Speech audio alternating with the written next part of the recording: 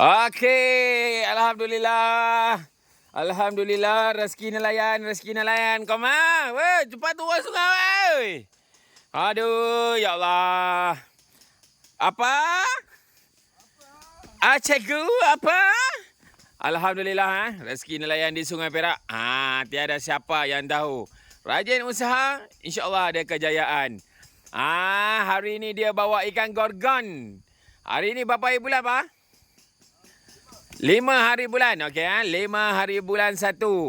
Alhamdulillah, rezeki nelayan di Sungai Perak. InsyaAllah, nanti kita akan buat yang terbaik lah. Tangga-tangga ni nanti kita buat elok-elok. Okey, sekarang ni kita settle dulu mana yang mampu. Alhamdulillah. Mantap. Ikan apa itu? Ikan hanyo. Alhamdulillah. Okey, cikgu sekarang dia membawa ikan hanyo. Ikan hanyo. Ini sahabat kita seorang ni. Mika dengan ikannya, teman nak tanyalah. Apa dia ronjang ni? Ya Allah, besar-besar berbenar ni. Jom. Jap.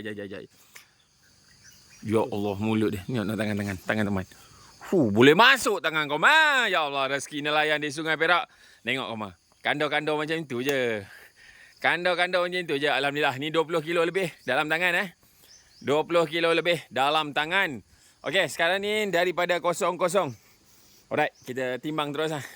Ini kategori nak kata besar sangat tidak, nak kata kecil sangat tidak.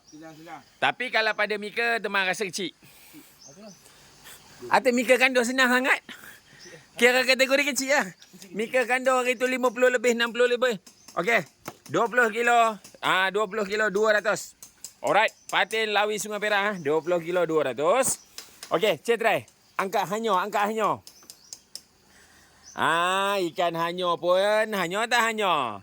Dia kalau dah masuk dalam Sungai Perak, hanyo pun jadi sedap. Alright 8 kilo 550. Alright, lepas tu ada tenggalan lah. Tenggalan 2 ekor. Alright, tenggalan 2 ekor Tenggalan 2 ekor. Okey, timbanglah sekali lah tenggalan tu. Alright, 700 gram. 7714 15. Okey, mantap. Sekilo 500. Okey, mantap. Rezeki nelayan di Sungai Perak, tiada siapa yang tahu. Mantap, babu.